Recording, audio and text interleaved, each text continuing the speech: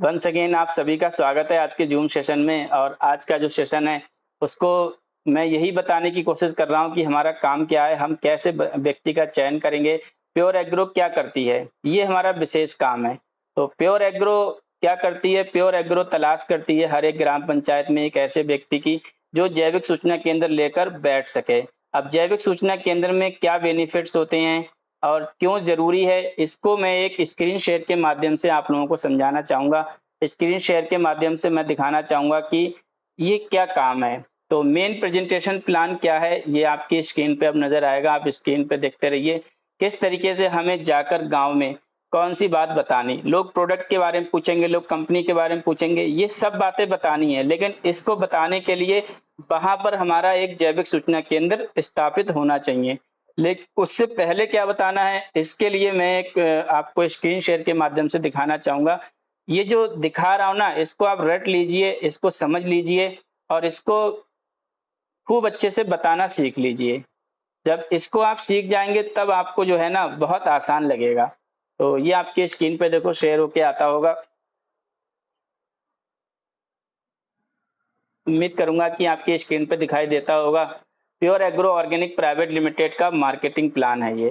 तो 2 पार्टों में ये है, पहले मैं एक पार्ट आपको दिखाना चाहूँगा, एक पार्ट जो बड़ा कर देता हूँ, एक पार्ट को छोटा कर दे रहा हूँ। तो पहले आप ये समझिए, जो आपकी स्क्रीन पे अब दिखता होगा, नीचे लिखा हुआ है मार्केटिंग प्लान के नीचे लिखा हुआ है ग्राम पंचायत। तो ग्राम पंचायत के नीचे लिखे हुए हैं 1000 किसान।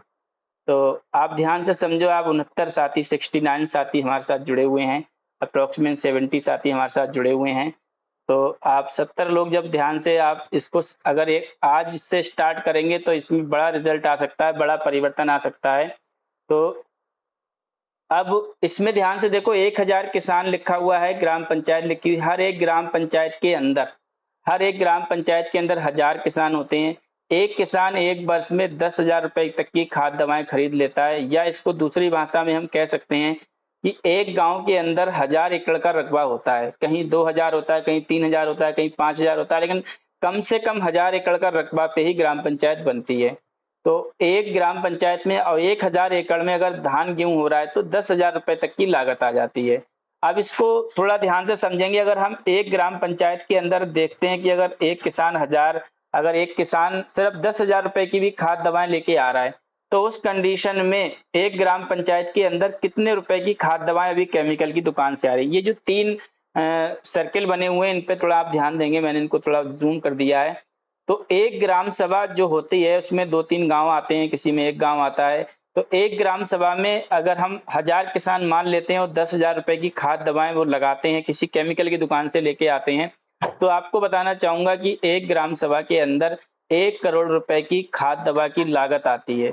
जी हाँ साथियों, 1 करोड़ रुपए की खाद दवा की लागत आती है। और अभी जो ये सारी की सारी खाद दवाएं आती कहाँ से हैं? अभी ये आ रही, जो देखो नीले रंग का ये देखो, हाँ सर्किल बड़े हो गए होंगे। तो एक ग्राम सभा में 1 करोड़ की खाद दवा की लागत आ रही है, और ये आ कहाँ से रही है? केमिकल की दुकान से। क्यों आ रही है? क्यों आ रही है साथियों? एक छोटा सा कारण है, क्योंकि जैविक की दुकान नहीं है। एक छोटा सा कारण है कि जैविक की दुकान नहीं है। अब जैविक की दुकान नहीं है तो आप सिंपल समझ लो कि जो जो मिल रहा है वो किसान डाल ले रहा है।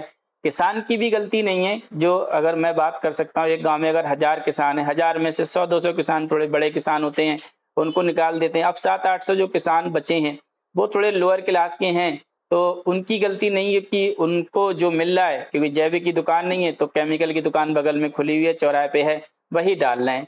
हम क्या करते हैं, देखो अब ये दूसरी आप दूसरे साइड का हिस्सा देखो बड़ा कर दिया है। प्योर एग्रो ऑर्गेनिक क्या करती है, सभी साथी ध्यान से समझें। प्योर एग्रो ऑर्गेनिक क्या करती है?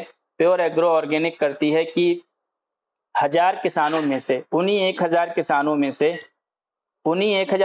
में से किसी एक व्यक्ति का चयन करती है, और एक व्यक्ति का चयन करके एक जैविक सूचना केंद्र की स्थापना करती है। वही व्यक्ति जैविक सूचना केंद्र लेगा। अब ध्यान से समझने वाली बात है कि हमें आपको पता चल चुका है कि 1 करोड़ की खाद दवाएं लगती हैं एक ग्राम पंचायत में। तो अगर उसका 1% भी उस जैविक सूचना केंद्र से सेल हो गया, सिर्फ 1%, अगर 1% भी सेल हो गया, 1 करोड़ का 1% होता है 1 लाख रुपए, यानी 1%।